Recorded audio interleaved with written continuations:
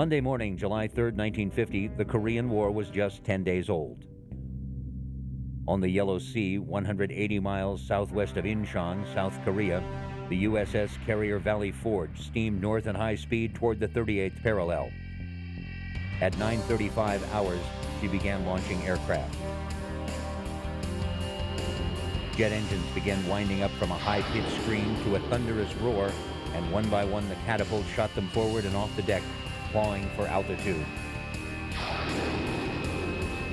The third aircraft away was flown by Lieutenant Leonard Flogg.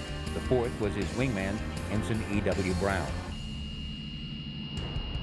2 hours and 20 minutes later, the pair was over Pyongyang, North Korea, in their Grumman Panthers. Their mission was to ride shotgun for various Allied piston engine craft, which were sent to wreak havoc on the enemy airfield located there. Spying a pair of Russian-built Yak-9 piston engine craft taking off from one of the airfields under attack, Flogg and Brown nosed over to challenge them. Flogg pulled up on the tail of one Yak only to discover tracers flying past him from another enemy at 6.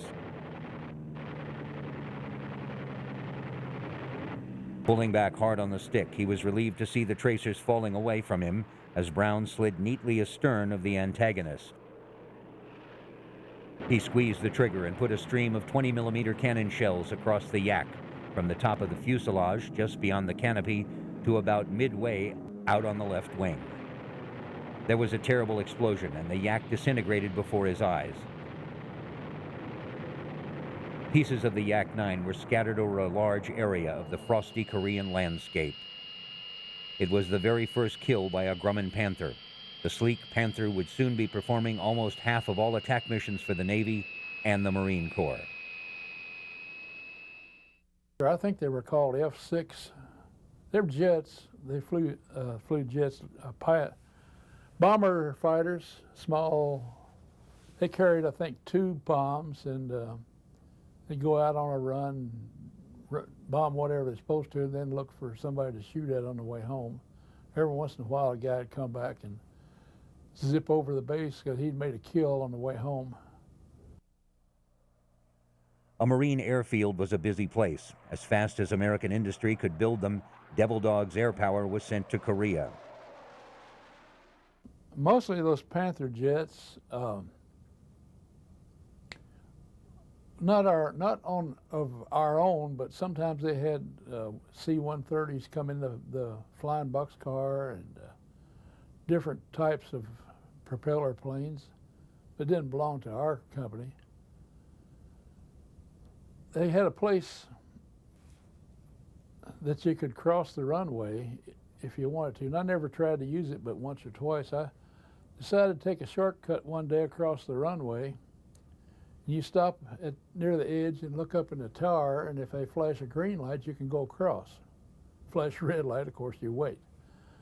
So I pulled up there, and I had gas in my truck, and I looked up in the tower, and they flashed me a red light. So I sat there and waited. I looked out in the sky. There's a flying boxcar coming in,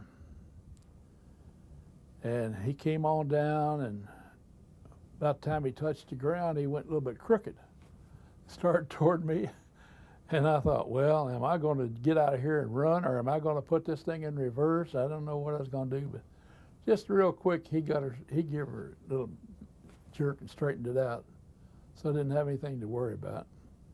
And in a minute, they flashed me a green light, and I drove on across.